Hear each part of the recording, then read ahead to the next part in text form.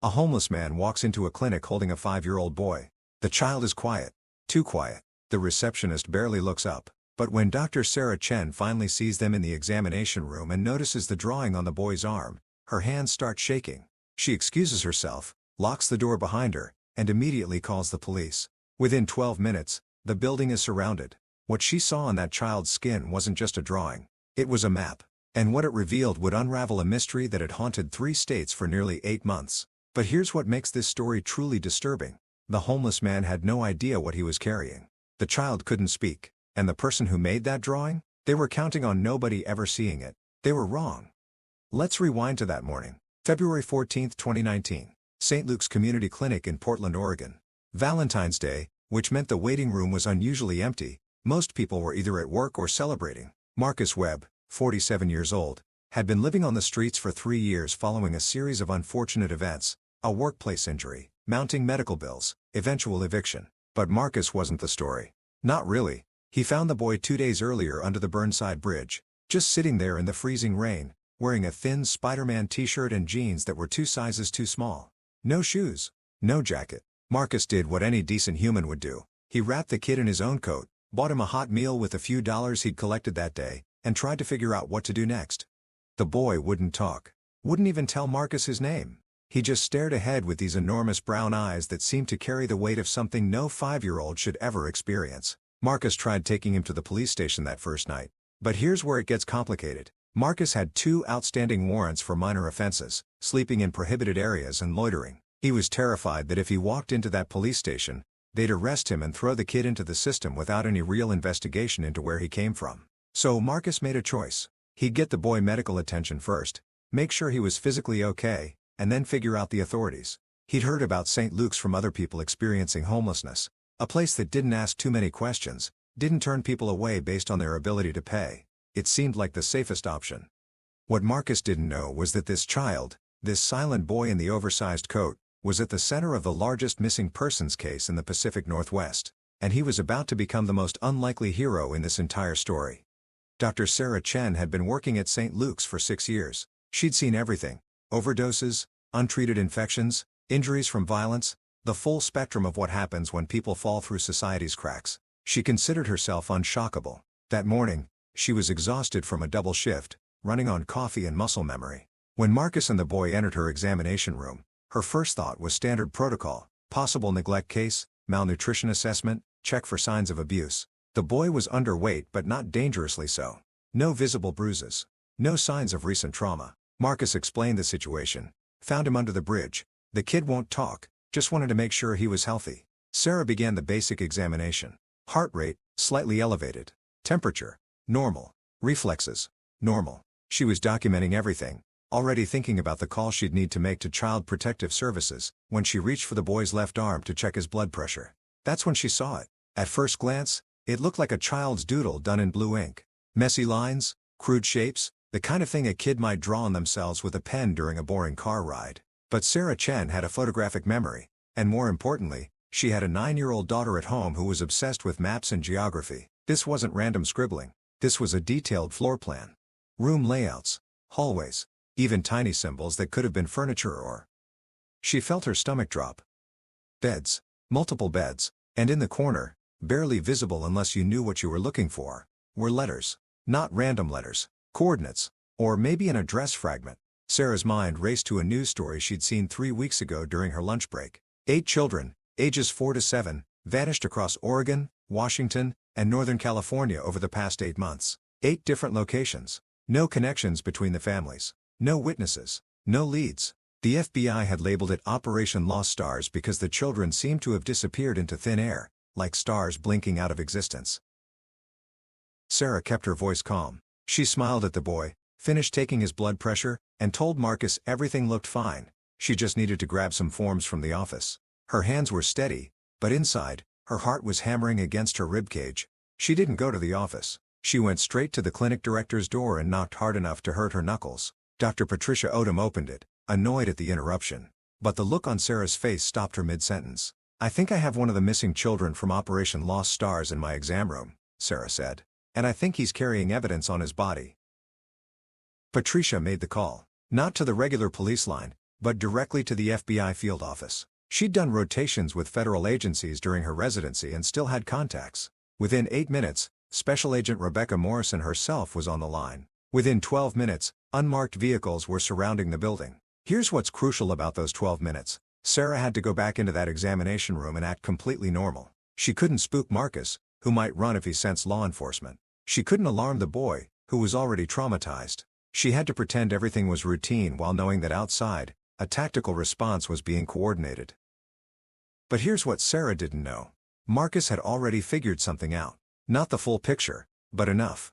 He'd been on the streets long enough to recognize when someone's behavior shifted, when fear or recognition flashed across a face. He'd seen Sarah's expression change when she looked at the boy's arm. And Marcus Webb, despite being homeless, despite the addiction issues that had derailed his life, despite everything, Marcus was not stupid.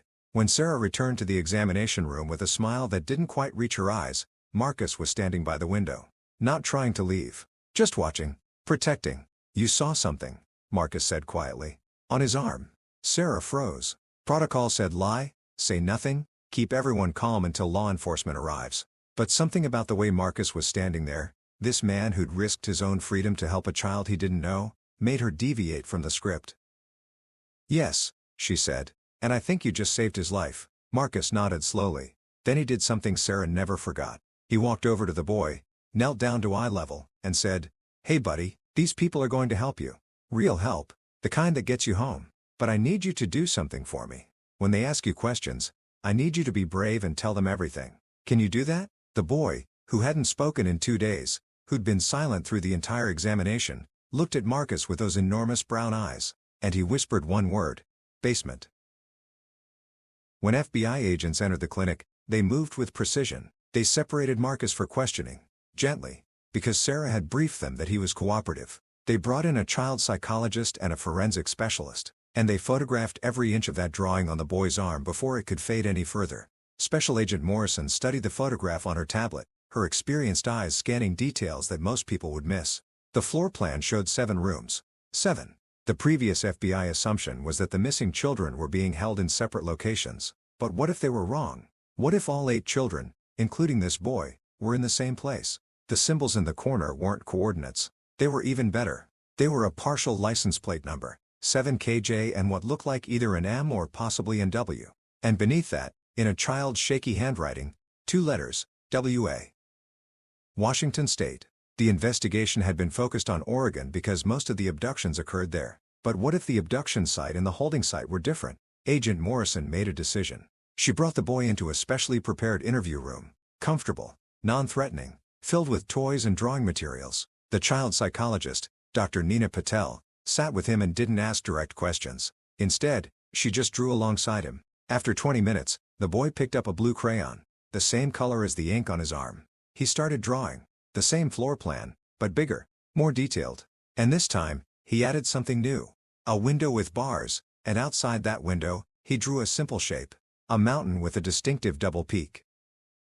Agent Morrison pulled up a geographic database. Mountains with double peaks visible from residential or commercial buildings in Washington state. She filtered by proximity to highways, isolated areas, places where someone could hold children without neighbors noticing. The algorithm returned 47 possible locations. Then she added the partial license plate into the system.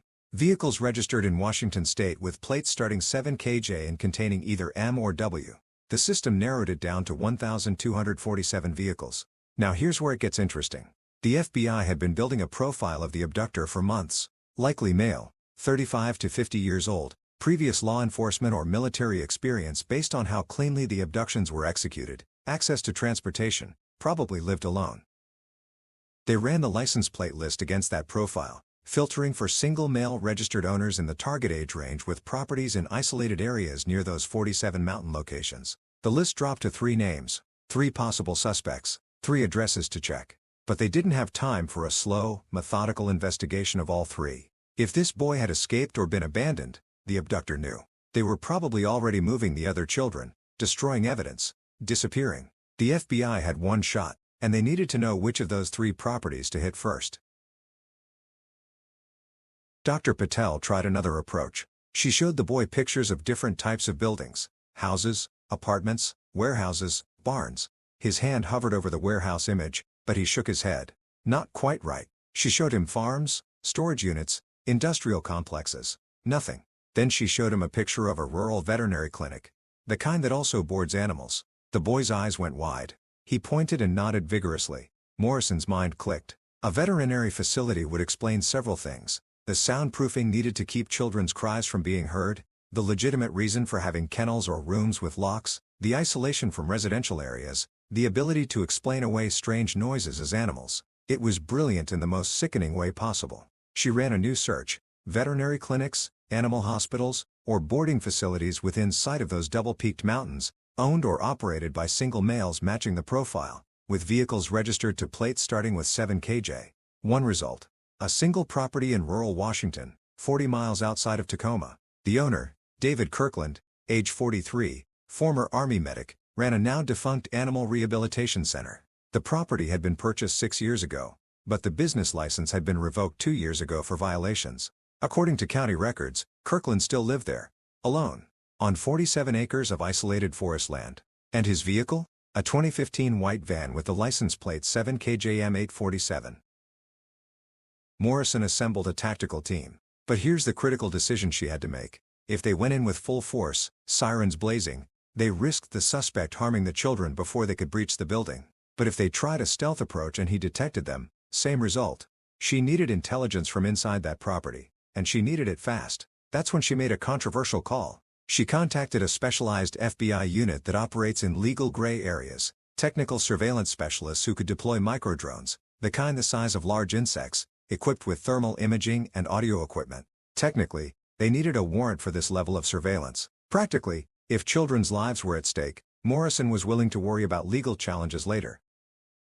The drone team reached the property perimeter within 90 minutes. They deployed 3 micro-units that approached from different angles. The thermal imaging showed what they needed to see: a large basement structure beneath the main building, heat signatures consistent with multiple small bodies, at least 6 distinct shapes, maybe more, clustered in different rooms. Morrison gave the green light. The tactical team moved in. The breach happened at 4:47 p.m., less than 7 hours after Marcus Webb had walked into St. Luke's clinic. The tactical team used shaped charges to simultaneously breach 3 entry points: front door, rear door, and a basement window. Speed and surprise were everything.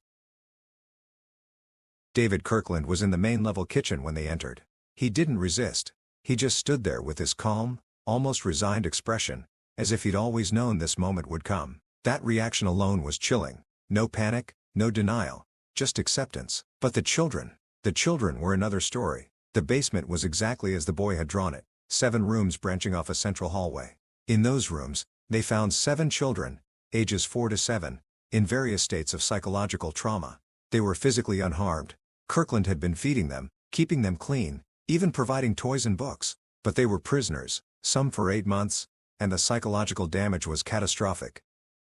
The 8th child, the boy Marcus had found, had apparently escaped 2 days earlier when Kirkland had left a door improperly secured during a supply run. Kirkland had been searching for him but couldn't risk being too visible, couldn't report a missing child he'd abducted. That 2-day window was everything. Here's what investigators pieced together afterward. Kirkland had been planning this for years. He'd built the basement facility specifically for this purpose, soundproofed and hidden. His profile was partially correct. He did have military experience, but his motivation was something profilers hadn't anticipated. Kirkland's own daughter had died 10 years earlier in a custody dispute where his ex-wife had gained sole custody and then moved away, cutting off all contact. When his daughter died in a car accident at age 7, Kirkland snapped. His twisted logic was that he was saving children from similar fates, keeping them safe from a world that could take them away. It was delusional, it was criminal, but it explained the care he'd taken with their physical well-being. In his broken mind, he thought he was protecting them. The boy who'd carried the map on his arm was identified as Joshua Martinez, age 5, abducted from a park in Sacramento 7 months earlier. His parents had never stopped searching. The drawing on his arm had been made by another child in the facility, a 6-year-old girl named Emma who'd seen Kirkland write down his license plate number once and had memorized it. She'd drawn the map on Joshua's arm when they realized he might have a chance to escape, using a blue pen she'd found hidden in the basement. Emma, at 6 years old, had engineered the entire thing. She'd told Joshua to find an adult, show them the drawing, don't talk until someone paid attention. She'd gambled everything on the hope that someone would understand what they were seeing. And because of Marcus Webb, someone did. Marcus was never charged with anything. His warrants were dismissed. But more than that, he became an unexpected figure in this story's aftermath. The Martinez family, Joshua's parents, met with Marcus and offered him something he hadn't had in 3 years, a job and a place to stay. They owned a small construction company and needed someone willing to work hard and start fresh. Marcus took it. Dr. Sarah Chen was commended by the FBI for her quick thinking and the photographic memory that recognized the significance of what she was seeing. She's still at St. Luke's Clinic, still treating people who fall through the cracks. All 8 children were recovered alive. The psychological road ahead of them is long and complex, but they're with their families, they're in therapy, and they're safe. Emma, the 6-year-old who drew the map, is doing remarkably well according to her parents. She started drawing again, but now she draws rainbows and butterflies instead of floor plans and escape routes. David Kirkland was convicted on 8 counts of kidnapping, 8 counts of child endangerment, and multiple other charges. He's serving 8 consecutive life sentences without possibility of parole. But here's what this story is really about: the seemingly insignificant moments that change everything. A homeless man who didn't walk past a child in need. A doctor who actually looked at what she was seeing instead of just processing another patient. A 6-year-old girl who refused to give up hope and found a way to communicate when words weren't possible. A 5-year-old boy who trusted a stranger enough to accept help. We tell ourselves that one person can't make a difference, that the system is too big, the problem's too complex. But this story proves that's wrong. Every choice matters. Every moment of attention matters. Every decision to help instead of walking past matters. Marcus Webb didn't think he was doing anything extraordinary when he found Joshua under that bridge. He was just being human, doing what felt right. But that basic human decency, that simple choice to care about another person's suffering, set in motion a chain of events that saved 8 lives. So the next time you see something that doesn't seem right, the next time you notice a detail that triggers your instincts, the next time you have the opportunity to help someone even when it's inconvenient, remember this story. Remember that you might be the person who sees what everyone else misses. You might be the one who changes everything. Because sometimes, salvation comes from the most unexpected places. Sometimes, heroes don't wear capes or badges. Sometimes, they're just people who refuse to look away. And sometimes, the smallest mark, a drawing on a child's arm, can illuminate the darkest places and bring 8 children home. What do you think about this story? Share your thoughts in the comments. If you like this video, hit that like button, subscribe for more incredible stories, and ring the bell so you never miss an upload. Thanks for watching, and I'll see you in the next story.